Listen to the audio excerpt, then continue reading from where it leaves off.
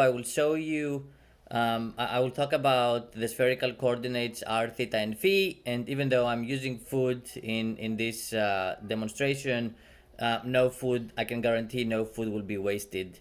So what I have here is a sphere, and with the toothpicks I'm showing the Cartesian axis, the x, y, z.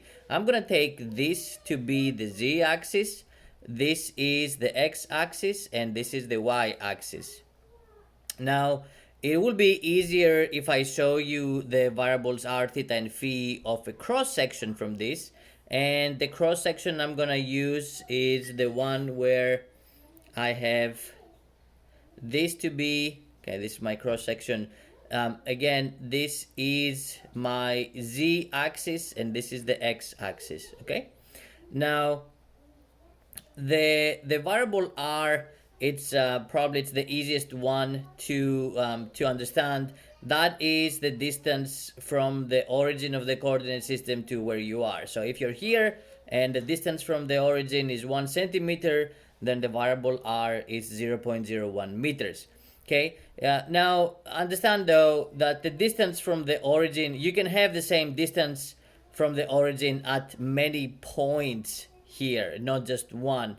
So you can be here and have a distance of 1 centimeter. You can be here and have an r of 0.01.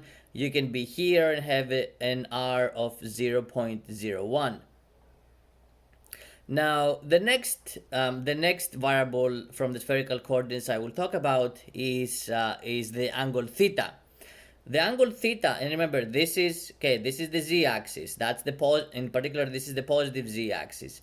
I measure the angle theta from the positive z-axis.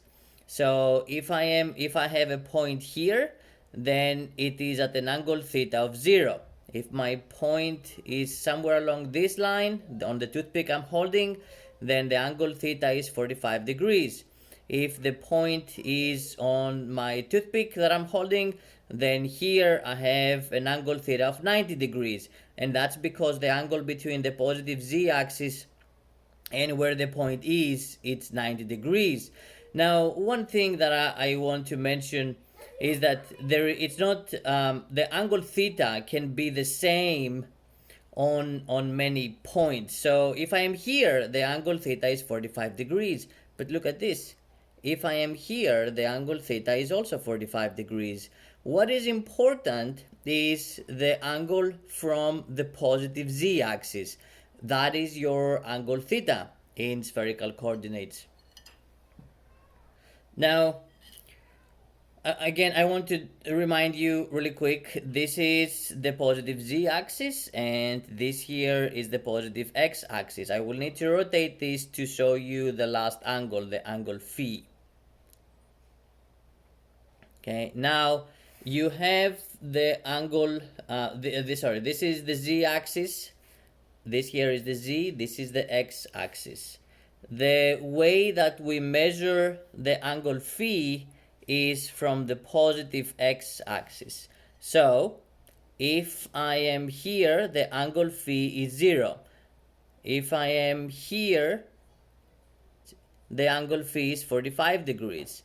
If I am here, the angle phi is 90, 120, 160, and here the angle phi is 180. Now the angle phi does go beyond 180, okay? If your point, somewhat difficult to show here. So let's see. If your point is somewhere here, then you're forming an angle of 270 from with respect to the positive x-axis. Now, I'm going to talk about limits. Let's say that I have, okay, how can I, if I use spherical coordinates to describe exactly what I have here, okay, essentially I have 50% of a sphere. What are the limits for the spherical coordinates that I need to use if I'm integrating over this thing? All right, so this is what I'm going to do.